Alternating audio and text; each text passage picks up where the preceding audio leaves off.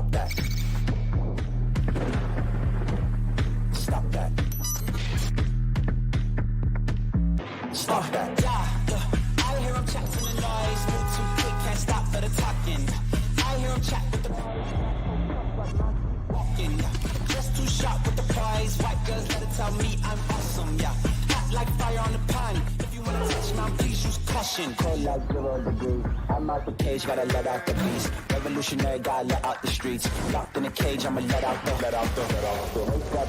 sheets. We can't go out, man, forget my peace. We take the west side, take on the east. I'ma put them in the cage, never let out the. Yeah, I hear him chat to the noise. Move too quick, can't stop for the talking. I hear him chat with the boys. Not so tough, but mans keep walking. Yeah, just too sharp with the prize. White girls, let it tell me I'm awesome. Yeah, hot like fire on the pan. If you wanna touch my, please use caution. Stop that. Stop that. Stop that. I walk in today and I walk past Billy Gill muttering, I wasn't great today on God Bless Football. Spoiler alert. Stugotz mutters under his breath, Lisa Salters, give me a break. Enough. I mean, seriously. I mean, protecting the sanctity of the sideline report. Give me a break. I mean, Charissa Thompson, she told the truth. And Lisa Salters and Tom Rinaldi, whom I have great respect for, I do. Their jobs are difficult. They do a great job at it. But Charissa Thompson, she is not the first. She's not the only. She won't be the last. And if you're not embellishing your sideline reports, you're doing it wrong. Dan, if I had that opportunity, I'd be slinging stuff everywhere. I would. You have no idea. I mean, no idea. I've got a pretty good idea. Do you? Yeah, I mean, I've spent 20 years next year. It's not surprising to me that you would advocate on behalf of making shit up. Like, it's not. What do you mean? I mean, it's not in any way embellished, surprising. Dan. It's not making shit up. It's giving color, Dan. It's adding color to the palette. It's, taking Andy Reid, hey, what do you have to do, so the offense plays better in the second half, and then just kind of throwing it back to the guys. Hey, spoke to Andy, came out of the locker room, asked him what he had to do to make the offense better. He told me Patrick Mahomes sucked in the first half. But what about if she didn't talk to Andy? Yeah, that's what the story was, is that sometimes the coaches didn't talk to her and she would just invent things. So what should she say there? I got nothing. Back to you, Joe. Yeah, exactly right. Yes. No, you talk to no, guys, do you not know how television works? You talk to the producer and the coach never came out, so they wouldn't go to you. Right. It's a conversation that would happen before. But they go down every game. It'd be weird if they didn't go Billy, down. thank you, because I felt alone this morning listening to people argue on behalf of what difference does it make if she made a little shit up? And I'm like, it kind of matters. You're not supposed to make stuff up. Do your job. Yeah, but your job isn't to make things up. A lot of the stuff that they report is just stuff that you would call useless. It's like we got to put our ear to right. But do your job better. She's essentially saying, had I asked the coach this is what he would have said. Thank you. There's nothing wrong with that. There is. She's everything. right. There is. Oh, it's sideline reporting for the NFL. Who cares? Okay, but the problem is when you admit it, then you have an employee who is admitting to, I just invent reports sometimes. So then you question, well, do you invent reports every time? And then it's like, well, is everyone inventing reports? It's why Brian Williams lost his job. It's a fireable offense. We'll get to it in a second because there's stuff from yesterday locally that I want to get to. But that's what I walked into today. Why didn't you feel like you were great today, Billy, on God Bless Football? I had a food drive over the weekend. Thank you to everyone who, came out, participated, contributed. Everyone, thank you, Tony, for wanting to come out. That really I wanted to come out, but I I. had a lot of things. Yeah. I had a baby shower. Same. And I'll tell the hungry people Ditto. that they almost had food, but you didn't want to help out. Make it up for them. But tell them you have food when you I was don't on my have way, food. and then Just I had to go make to the it up. Dolphins It's okay. game, They won't feel their Right. hunger. It's just a little embellishment. It's just the end of the year, things are starting to catch up. So that went a little bit late. I got up early to kind of go over and make my football notes to make sure that I was extra prepared for God Bless Football. I called Keenan Allen. I don't even remember who I called him. Mike Evans. Yes. It's been a lot, and we're getting towards the He end had of the a bunch season. of Mike Evans drops in him yesterday. Yeah, the he Chargers did. are Yes. so good at losing. I'll say it again. They should do seminars on losing. Keenan Allen twice dropped. He dropped the ball that hit him squarely, like the point of the football hit him squarely between the numbers, and it bounced off his chest. He was standing in the end zone. That's Keenan Allen. Yeah. He also caught a lot of balls. They're losers, man. Brandon Staley got mad at everybody. We'll play that sound in a second. He's done.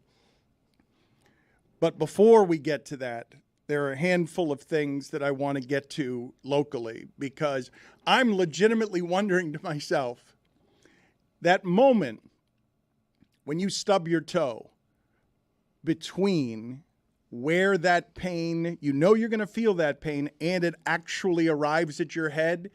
Is that what Jalen Ramsey was feeling before the pain arrived yesterday of him writhing around on the floor? Because he did have a Rod Tidwell moment where he got broken rib. Now I'm pumping up the crowd. Well, he got to be on the floor knowing he'd won the game, and not just won the game with one of the coolest plays I've ever seen a cornerback make. Because you're ending the game there. You're doing it in the end zone, and you're doing it.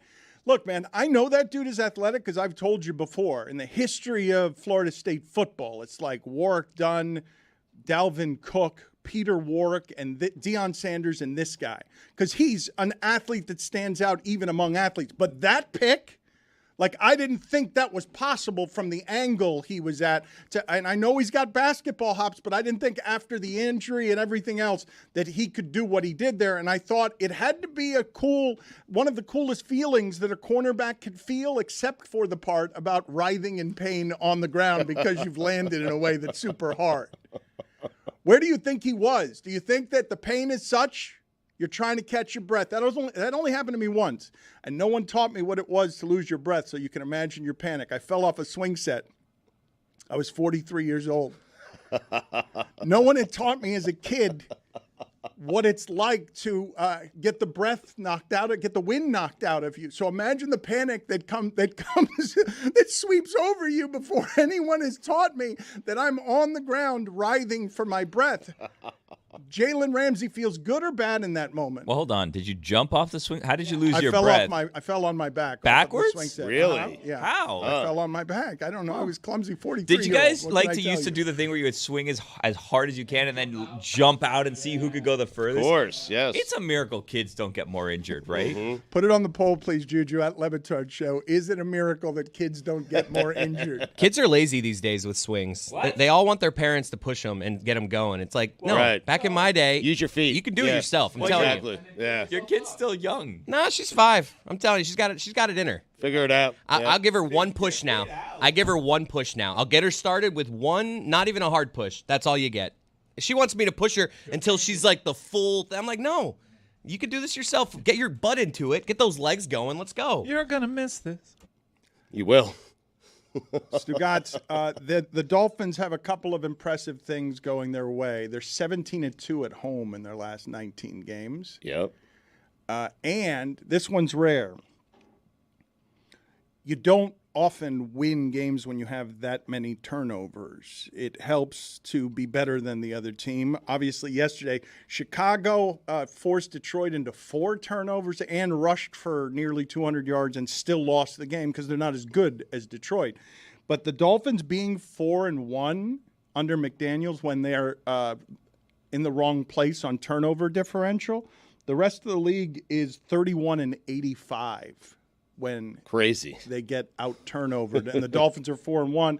Even on a bad day for the Dolphins offense, they went their first 9 possessions of the game. They didn't punt. So they turn it over, but it's not. Tyreek Hill he's on pace for the first 2,000-yard season ever. Everyone knows they're going to throw the ball there, and it doesn't matter that everyone knows. But their defense won the game yesterday. And Bradley Chubb said, Stugotz, what you imagined was true, which is that he's never seen Vic Fangio laugh. Thanks. I like the clarification was smile, yes. Laugh, no. I saw a smile on occasion. He could stay upstairs, by the way, Chris. I mean, defense is playing well. The last few weeks, the Dolphins you can make the argument the defense has been the better unit ever since Philadelphia. I think that this team is becoming more balanced, and like to Dan's point, the Dolphins have lost yesterday's game my entire life. Just, a game where they don't really have it. It's not the defense. How many rushing yards did the Raiders have? Like 38 or something? The defense is coming. The offense has regressed a little, but you can't expect the output the Dolphins had early in the season. So if the Dolphins are going to be more complete team, good win yesterday. They've also spoiled a good amount of people that cover the team and fans themselves because I saw Mike McDaniel kind of get a little testy with someone questioning whether or not they had a good game. He's like, we had 400 yards of offense. These games happen in the NFL, and the Raiders are in good form. That's a good win. I like how you say that they've become more balanced and they're doing better defensively since the Eagles game, and the difference is Jalen Ramsey. Those are the 3 games. Yeah. Which is what we kind of said at the beginning. They got to get healthy. He makes a difference, yes. Mike Ryan is right that it's a good win just because any win is a good win on Sundays with everything you see in that league that you can't explain. I can't explain how the Bears had that game won yesterday and then didn't win. I can't explain how the Rams won that game. This was a classic take out the trash game for the Miami Dolphins. It's a game that you need to win no matter what. You take out the trash. It's not pretty. Sometimes you go out in chancletas that aren't yours, your mom's chancletas. You got to throw out the trash. Right. That's what this was for the Miami Dolphins. Take out the trash game. You do what you got to do. Keep it moving. Mm-hmm. They did get banged up. It's unfortunate. Achane again gets hurt. But all in all, when you struggle, you win a game like that. I do think that we talked about this last week when talking about Josh Allen. I was surprised to learn that Tua had 8 fumbles entering this Sunday, and dude fumbled again. I'm not sure what's going on there, but tighten that up. He also took a hit to end the half. Whenever he takes a hit and pops up, this is good news for us. It's a good sign, yeah. You do notice all around both professional and college sports. You guys have noticed they can't keep the quarterbacks healthy, right? This is now 2 season-ending injuries for Burrow. The stat, I want to give it to you, Stugotz, because people are pointing this out. What are you laughing about? Well, the Dolphins are playing against Aiden O'Connell, so yes, I understand. That was a good feeling. Yeah. Yesterday, the whole game, just be like, Aiden O'Connell's over there. We're good. Got to get rid of hip drop tackles. It's a plague on the game. They're evil. Where can you tackle at this point? Just a regular tackle. Is that okay? Just grab someone between the numbers by the shoes. If I'm chasing someone, how do I tackle them? Not by the shoelace shoes. tackle. That's too low. Only for a quarterback. Dov Kleinman writes that Andrew Luck had 115 sacks in 55 games, 115 in 55 games, and retired. Burrow has 148 in 52 games, and now 2 season-ending injuries. I felt bad for Sam Howell yesterday, and he wasn't even the quarterback who was sacked a bunch in that game, even though he usually is, because his body is going to be broken in half. He's going to be only a torso by the end of the season, taking that many sacks. And, man, those camera crews got to Damar Hamlin quick when there was another ambulance on the field during a weird decision Bills game. Was it a weird decision? Yeah, it's a kind of a weird deciation. It's just weird, like picturing the production truck of like, all right, find Damar. They showed Take him Damar. a lot. He was inactive, and they were showing him a good amount. And that Tony Romo and Jim Nantz have gotten good at this part, which is very somberly. This is how it was delivered, and they've gotten good at it. I think they might practice it and might have to. It goes like this. Oh, prayers to him and his family.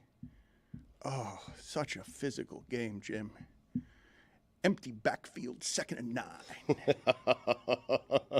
You have Nance practicing that? All of them. I think it comes naturally. I think for Jim. all of the announcers have to go, yeah, Jim can go somber. And Jim switches on the golf guy. He's got a switch under his desk that goes and gets the master's tones. I wonder when they audition for these jobs, they run mock games.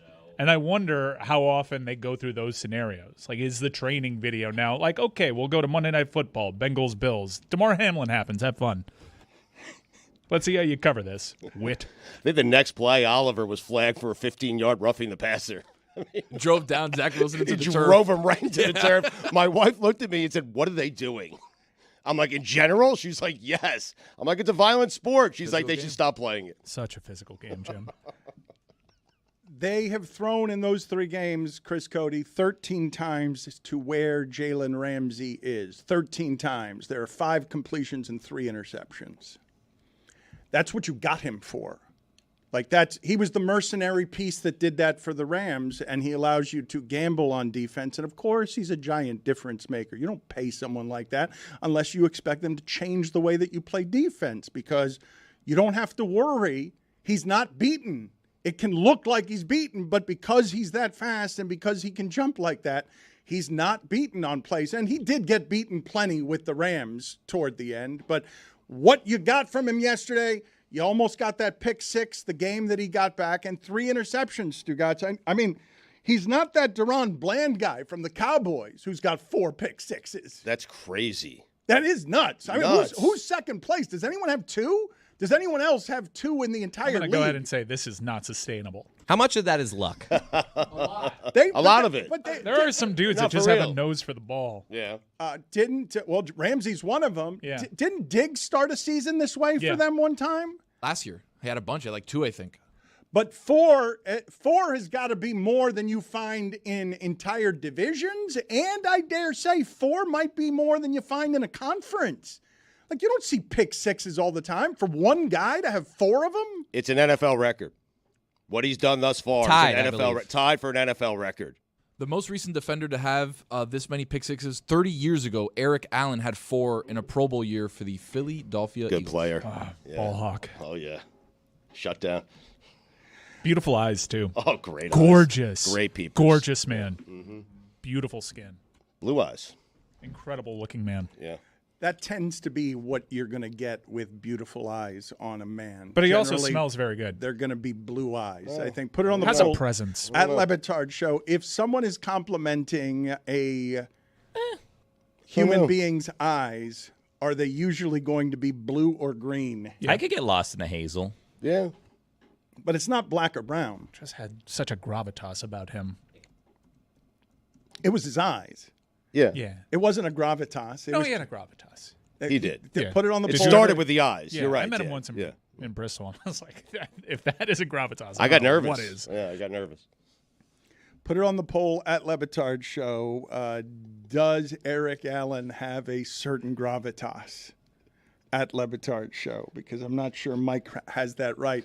The other thing that you could be encouraged by if you're a Dolphin fan is even on a bad offensive day. And this part, Stugotz, to me, it's super rare in a sport where you're seeing the defenses climb up. The Browns now have by yardage allowed, the best defense since the Super Bowl 2008 Steelers.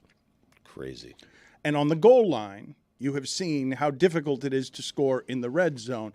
Dolphins 3rd and 10 on one of those touchdowns, the one to Ahmed. Like, they just designed something. A great play. They just designed something that a guy's running straight up the middle of the field. Nobody touches him. It's the easiest play you'll ever see because they've called exactly the right thing for what the Raiders were doing, which is vacating the center of the field. That's a confidence in staff that I just haven't had around here in a while, where I'm like, look, man, if they're calling the plays, I trust their process. The result might not be what I want, but I am trusting that the coach has got under control because Ahmed, I don't even mean to do this to him like it's. I don't mean it as an insult, but that's not the guy you go to in goal line situations. They're just doing it because they've got scheming. Their running back is going to score in that situation, no matter who the running back is, because of how well they're coached scheme-wise in a way that's obvious to everyone in the league. And the crazy thing is, if you tell me what's the thing that the Dolphins do well, they get the middle of the field open for Tyreek, for Waddle, for Mostert, for anybody. And when I was watching from the end zone angle because that's where my seats were, and I've got kind of the all-22, and I'm like, guys, the middle of the field's open. If I see it on my ass on the chair with a beer, how does the defensive coordinator not see it, and they still can't stop it? How did it feel being in the November heat? Because the Dolphins don't have cold weather games. It's not just easy opponents on the schedule. It's not just home games. They've got one possible cold weather game before the playoffs start. Like, they really do have a chance. 17-2 at home. They've clearly got a home advantage over the last few years. And They have that one game at Baltimore, which has the potential to be a cold weather game. And what a massive game that's going to be. But that's how the Patriots made the Super Bowl every year. They'd get the bye. They'd have the good regular season record. They'd feast on the AFC East, and then they would play home games during the playoffs. 2 home games, win them both, go to the Super Bowl. And they did, just about every year. There is a benefit. Like the Dolphins, Chris Cody was talking about the idea that the Dolphins have lost that game his entire lifetime. And I'm on a bunch of text threads with Dolphin fans who are just expecting still to lose that game because of what the last 20 years have been. Negative Dolphin fans who still expect that they're the same old Dolphins. Stugotz, they've been scarred by Novembers and Decembers in the past. This team does not play second half of seasons organizationally for a generation that you have any confidence that they're going to win. But everything is set up. They're 7-3 with health issues, Stugotz. Yes. Do you feel like they need home field advantage to get to the Super Bowl? Yes. Like if they go on the road, they're Yes. not doing it, right? Well, I mean, they've lost their road games against home teams. You do that once in the playoffs, your season's over. Right. They when they go on the road, their offense gets slowed as well against the good teams. You have seen that performance yesterday. All of us can see in a playoff game because we've watched it happen 4 times this season, where it's not historic offense you're getting from them. It's a little constipated, and Tua turns the ball over a couple of times, and Sanders misses a kick. I know That always happens. Billy, I know you were done with him. He made a couple yesterday, but I know you were done when he missed that first 50-yarder. If that guy's out there, Billy, if that guy's out there kicking a 50-yarder, you think he's going to miss. Oh, yeah, obviously. And guys, I feel embarrassed to say this, but I wanted him to miss that second one. Back to back Really? within a minute of each other. Just so you could have a take. Yes. Yeah. Oh, I was rooting It's all for it about the so take. hard. I mean, The hell are we doing hard. here? I mean, so hard. we're giving I have takes. the I mean- utmost confidence in this team, so I said, you know what? If he misses this one, they can still come back. But if he misses this one, we're gonna feast tomorrow. But we didn't. So yeah, It's a win-win, it seems like. I'm worried about this Jets game. No, you're not. I'm worried about this. You're Jets not game. worried about this Jets game. Get out of here. I'm a little bit worried about this Jets game. Why? We need Robert Hunt back because Quinnen Williams is a menace. Their entire defense is terrifying. Their defense is good. Their defense can win that game on Friday. No. Their defense can win that game on Friday. I don't like any game that's played on the MetLife field at all. I'm worried about this game on Friday. Mark it down. Whoever's marking things Billy, down. I'm with you on this, okay? I'm with you this way. If you are a human being who lies and tells me that you saw that coming from Tommy DeVito yesterday, Tony, don't. I could have told you. Tony, I could have told you. Tony. There were signs, Dan. There were signs. Yeah, 2 touchdowns the weekend. Gritty kid. Did you see how he celebrates touchdowns? Yeah. He runs down the field with the Meatball. Italian fingers. I don't know if that's going to be allowed 15 years from now. I think I've heard some comedians do bits on this, on the idea that we're Some gonna, things should just be allowed forever. He's Italian. Yeah. I'm with you. Sebastian can be a parody of Italians, can be a caricature. Tommy DeVito's allowed to be too. Did you see that guy's family? I agree with you. I'm just saying that 15 years from now, I don't know what's going to be permissible and what's not. And I wonder if perhaps that will be viewed as something that is anti-Italian in a way that He's Italian. He's a Jersey Italian. Jersey But and Dan Tommy is He right. can't do the Italian fingers. It's changing quickly. It's not cultural appropriation if it's your Right. culture. But 15 years from Get now, outta here. I don't know. No, he's allowed. Nothing lives forever, Mike. He's allowed. I don't know. Danny DeVito can get drunk on limoncello. Tommy DeVito can do the Italian finger celebrating a touchdown. I agree with you. I just am arguing on behalf of not knowing when I'm 70, what's allowed and what's not allowed anymore. I'm guessing at this accelerated rate. Are you trying to do it all now before it's not allowed? I'm I'm trying confused. to- Are you trying to cancel the Italian fingers, Dan? Who are you to tell an Italian he can't do the Italian fingers? This is not something where you should weigh in. Is that what we're calling it? Is The Italian The fingers. Italian fingers, of is, course. Is that we're calling it the Italian fingers? What else do you call it? I don't know mean, what it's called. You knew what I was talking about. Well, only because I saw That's you a spicy visually. meatball. Yeah. Now that I don't All right, maybe let's not do See, that. that is go sit in the penalty box. I think you're fine. 15 years You're from now. totally fine. 15 years from now. You're totally fine. 2004. Come on. That's spicy meat too. Come on. What are we? What are we doing? 2040. Put him in the Fake penalty outrage. box in 2040. Fake outrage. Zagaki's a champion. Bahamor Hoops Challenge Champion. I was asking the Elser staff to get me a bed sheet to put on a banner so that we could Could raise raise the banner to Baha Mar University of Miami College Basketball Prestigious. In an empty ballroom in the Bahamas. Brought to you by Williamson Cadillac. Championship. Kicking the holy hell out of Kansas Williamson State. is Miami. I can't look. I want you two to debate each other as fake Zagakis, both of you. You don't have to do it now. I got some good Seems video. like you're applying the pressure. I just want you to work on it. I want to plant the seed. Debate brought to you by Ed Morse. Ed Morse, of course.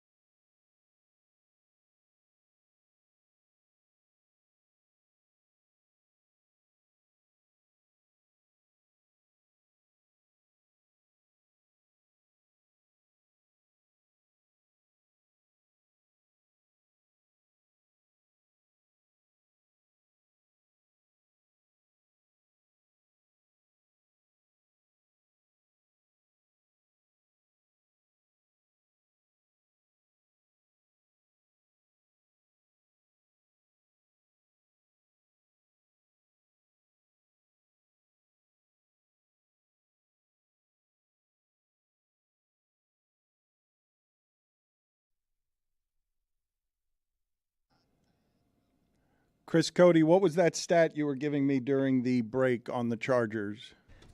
Dan, there's only one quarterback, and you kind of gave away the answer to this with what you just said. There's only one quarterback with 30 losses since the start of 2020. And if you couldn't tell by Daniel Jones? the happiness in my tone, it's Justin Herbert. But you're a Chargers fan. That was a thing, Billy. Come on. You left Tua behind to go to the side of Herbert. I was more just trying to, I was trying to fire the Dolphins up. I knew if I did that, they'd be like, all right, now it's time to get serious, guys. Put it on the poll, please, Juju. Is Justin Herbert the most beautiful loser you have ever seen? This is the last 12 games from the Chargers. Are you ready? Lose by 3, lose by 1, lose by 2, lose by 3, lose by 3, lose by 14, lose by 3, lose by 3, beat 3 backup quarterbacks, and beat Kirk Cousins. Kirk Cousins is the only good win that they have, and all they do is lose close games. And yesterday, seeing the Packers, I mean, it's the defense's fault. Herbert will get blamed for being a loser, but that defense is godforsaken. Not according to god-awful. Brandon Staley. Yep. He put the blame on his offense. On Eckler. On Eckler specifically, Yes, without on that naming fumble. names. Yeah. Quentin Johnston also catch that ball, brother. That was in the bread basket. Yeah.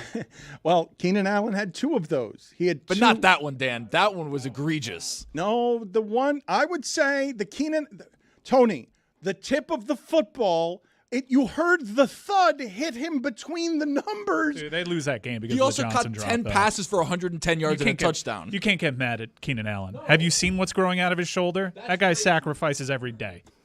That guy had 2 drops. He has a spike growing out of his shoulder. It's a He's literal bone fine. spike. 2 drops that cost them touchdowns. They had to settle for field goals. But Stugotz, I wanted to talk about the University of Miami this weekend. Bahamar champs. Thank you.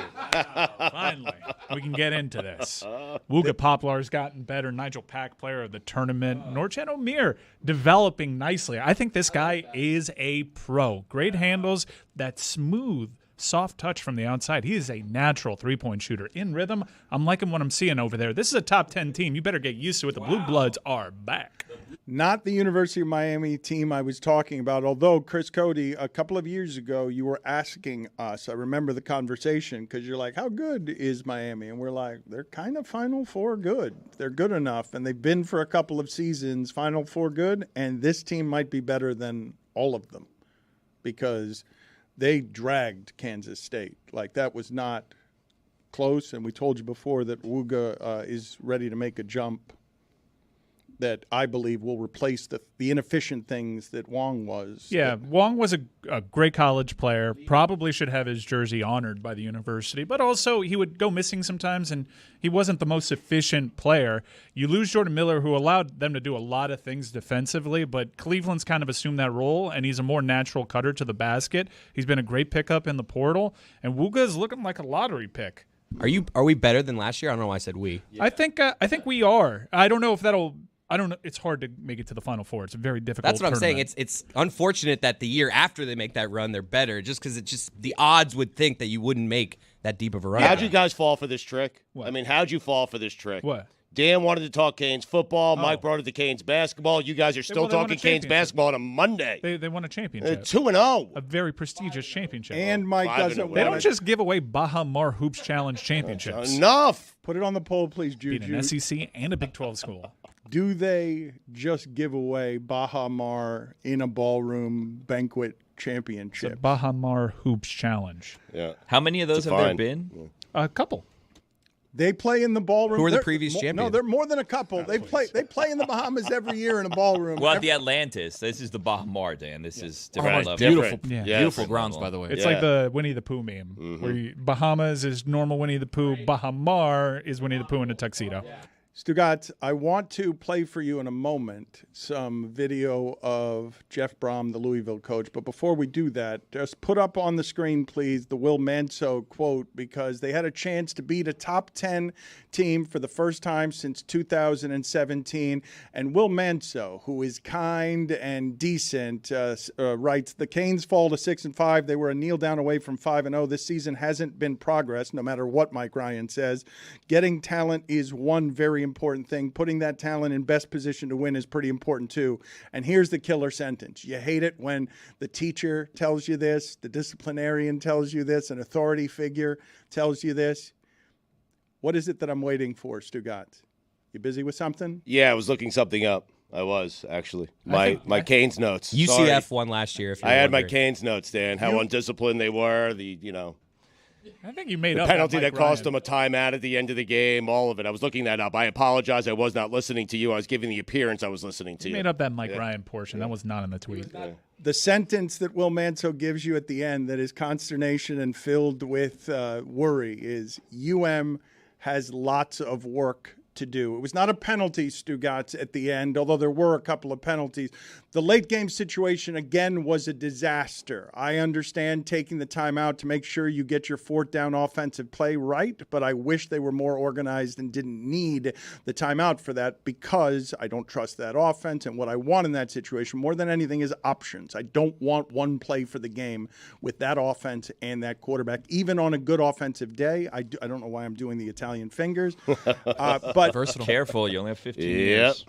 they call a timeout, Stugotz, on fourth at the goal line, 4th and short. In a game they were able to move up and down the field at will on. And at the end of that game, in calling that timeout, you could have been in a situation where you had a team trying to do something, a program trying to do something it hasn't done before in Louisville, inside its own 5-yard line with 3 timeouts on the road.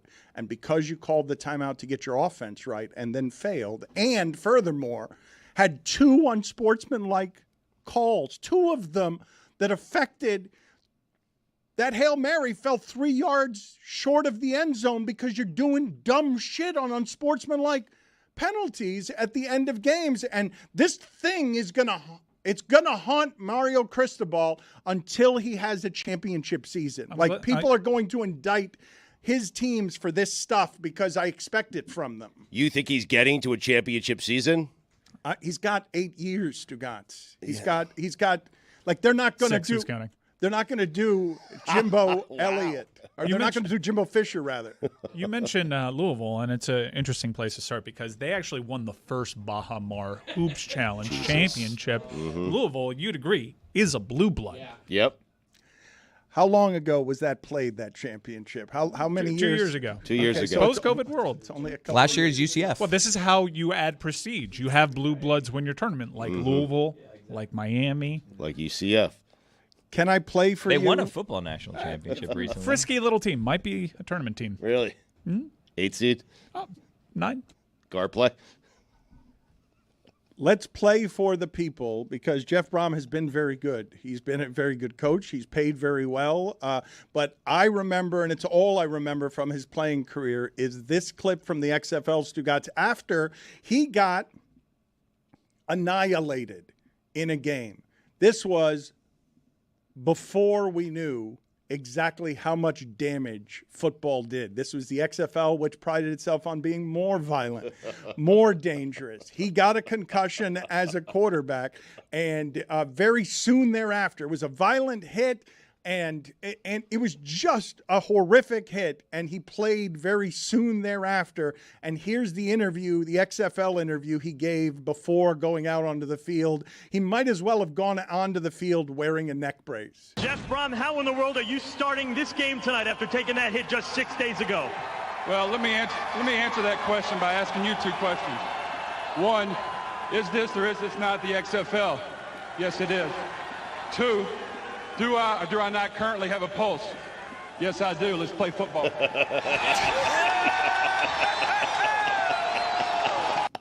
Gamer. He's right on both accounts. I mean, it was the XFL, and he did have a pulse. He's a good coach.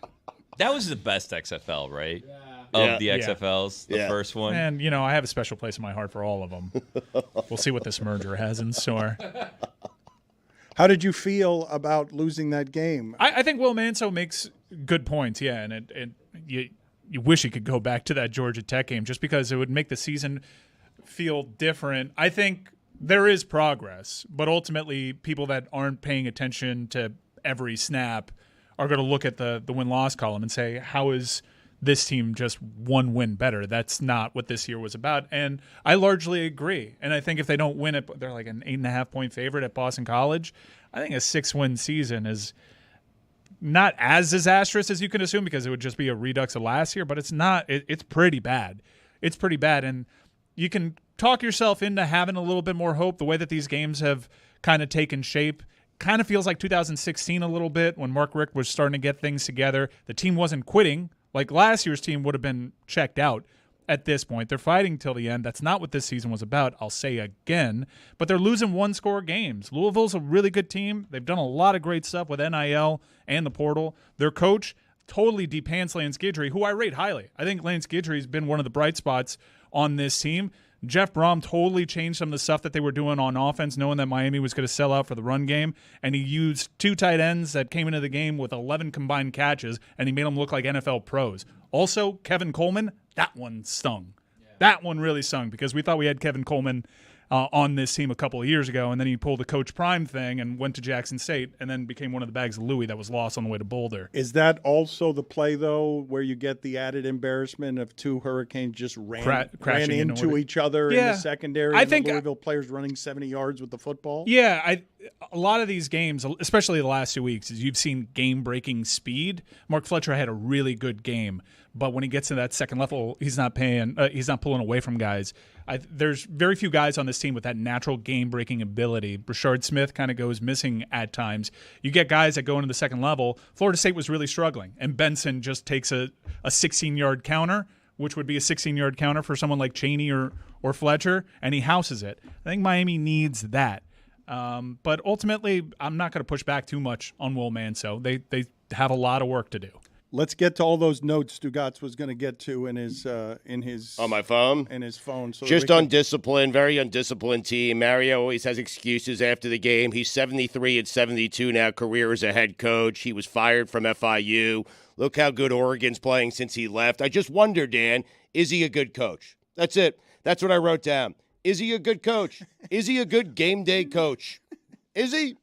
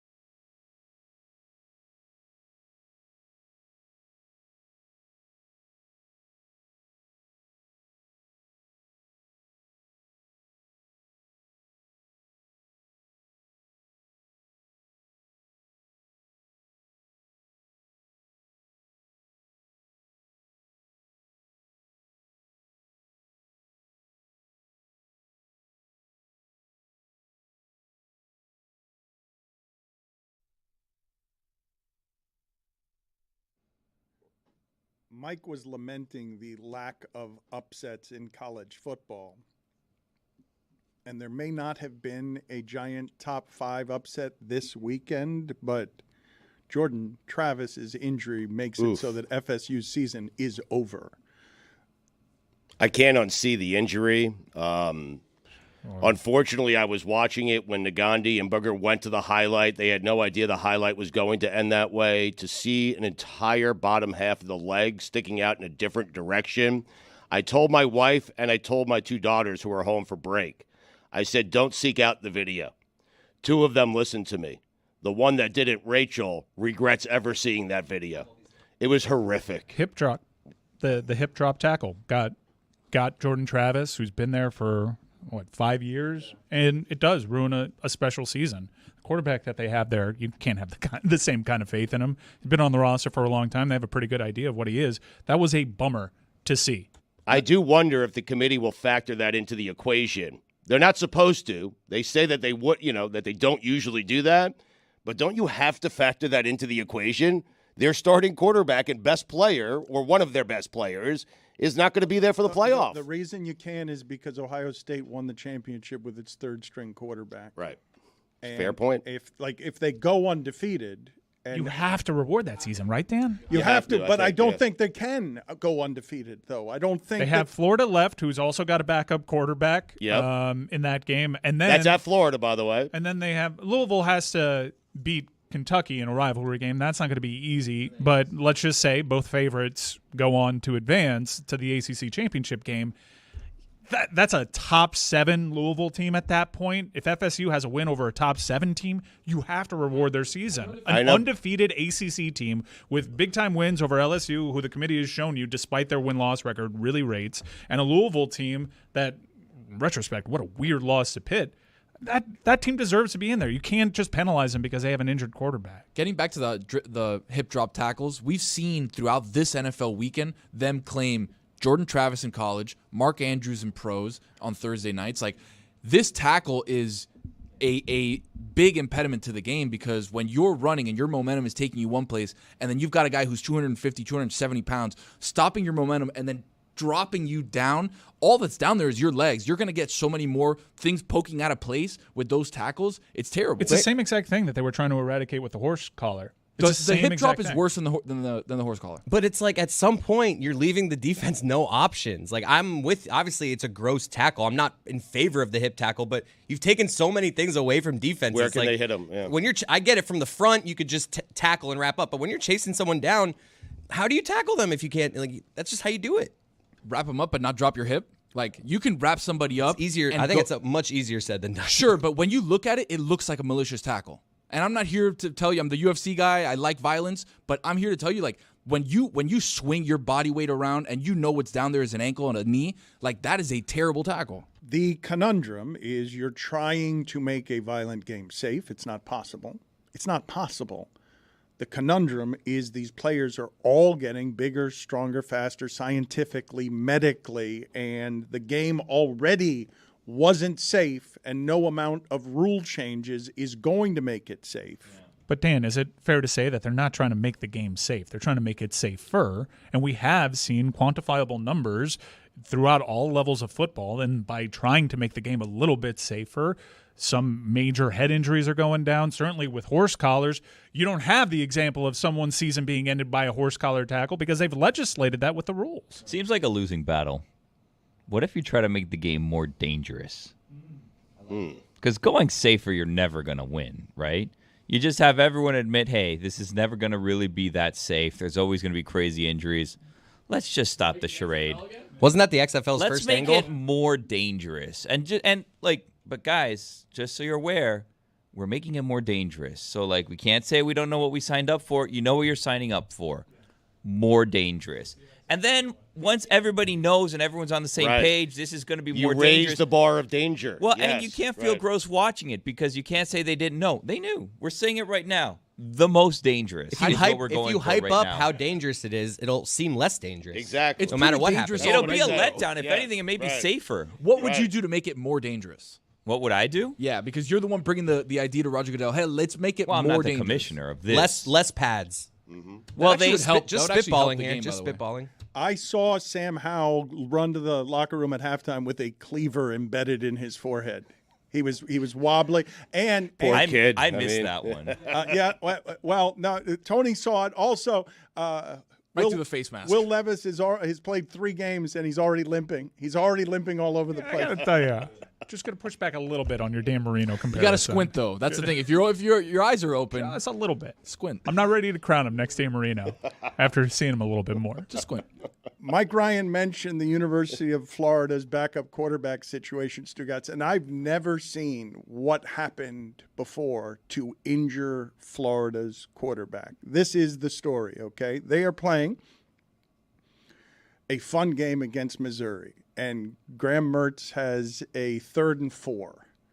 And he's running around the left side, and there are 2 corners there to meet him. They both collide with him before the line to gain. And both of them get injured as Mertz heroically breaks through both of them, runs another 10 yards, and then makes a vigorous first down signal because he's fired up. Because he, in his wake, are literally, a quarterback's not going to feel better than that. He put down his shoulder and injured 2 dudes. They didn't collide into each other. They hit both of his shoulders, and they collided on the floor, and they were on the ground writhing, and Mertz is in front of everybody being like, first down, I'm so strong. Then he goes back to the huddle, and he hands the ball off, and clearly his clavicle collapses. He's in so much pain that he tries to run to the sideline, but he collapses before he gets to the sideline. Like he's just trying to get off the field. Right. And whatever he felt that felt so good a play ago, his clavicle dissolved on a handoff. Do you think the vigorous pointing of the first down had anything to It do may with it? have. Right. It may That's where he broke his clavicle. It may have. But I understand being so hopped up on this game's so dangerous. And did you see what I just did on that imaginary line marker that they can only see on television, that I can't actually see? I was short of the first down, and I ran through 2 corners. Both of them are in my wake. Broke it. It's a special kind of adrenaline. That's like UFC adrenaline, where you watch John Jones dominate a fight, and then the camera pans down to his foot, and it's in like 3 pieces. And his toe is the other way. And I'm like, that guy threw a lot of kicks after that injury. I know that many of you, when I'm always talking about the injuries, I think we should start a new segment on Mondays, where is time for Dan gets uncomfortable but is titillated. with all of the violence, what Billy is saying, it is so dangerous and so nuts out Well, there. Billy wants to make it more violent. I know. I just want us to have an honest conversation and not pretend like this whole charade like we're trying to make it safer. Let's just all admit what we're watching here. It's not safe. And admit Yes. that everybody knows what they've signed up for, and then we can move on. There were some hits in that Dolphin game early on. Oof. Did a Jet really have a bone coming out of his glove? I thought I saw that yesterday, where a Jet player had a bone coming out of his hand through his glove. Don't you think you'd remember seeing that? I remember seeing it, but I don't know what's real and what's And you not didn't on see the Sam internet Howell anymore. with the cleaver in his forehead? I'm looking this up. Yeah, earlier this season, Tony Adams, their safety, and it's gross. Mike Tirico just volunteered that Justin Herbert was looking down at his bone one game, which, hey now. Baby. Chris just Time and place, Chris Justin. just confirmed that someone had a bone poking through their glove. Yeah. Showed Tony goes, "Let me see," and he goes, "Oh yeah," and then we just kept moving on. That's right. Yeah. You, who is a football host, number 1, number 4 insider internationally, the Dookie on God Bless Football. No! You said moments ago, That happens. I That happens. think I saw someone's bone hanging out of their skin and glove. But I missed the cleaver, so I wasn't sure. Most of the time, you'd think he'd be. This guy's just calm as a cucumber. Yeah. Well said. So was Jordan Travis, and he picked up his leg, and we were like, "Ah, God!" And he was just sitting there like, "Guys, look at my leg." Didn't hit him right away. He had to see it before he felt it. It was weird. Correct. It was pointed in the wrong direction. How much pain does Bosa have to be in to be sobbing into a towel on the cart on the sidelines when he's already playing with a broken toe and they just say foot injury? I think it's just emotional knowing who his head coach is at that point. Right. Like, why I don't did- miss football. I Why mean, is this franchise always like this? they stink, man. That coach is awful. That coach has to get fired. Does he not?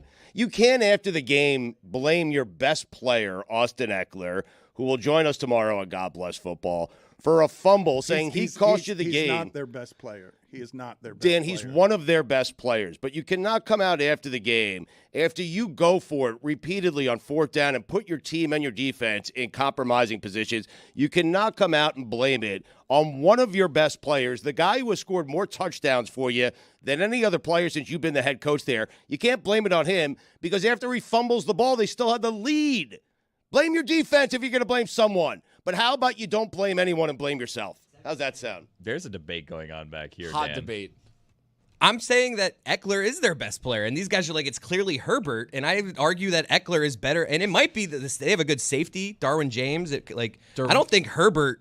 I mean, Keenan Allen is exceptional as well. But to just dismiss it, like, I wouldn't where do you have dismiss it. Herbert ranked among all the quarterbacks? All right, I'm gonna have to do I my like quarterback this. ranking. wow. Top 5 Chargers I- also. if you do- Wow. This Quarterback is ranking good. In Chris's defense, if you start ranking quarterbacks in the NFL and you start ranking running backs, a few of us are going to have Eckler ranked higher. Okay, and, Yes. and the running back is totally disposable, and the quarterback is not. It's just debatable, is my point. But also- it's not we're He's like just not their best player. It's okay. I get- Then He's who the best, is? he's I get the the best argument. player who's I get on the God argument. Bless Football. I just gave you Might be Bosa. Herbert, Keenan Allen, and Mac Bosa, are, of the old- and those three are at least all those three.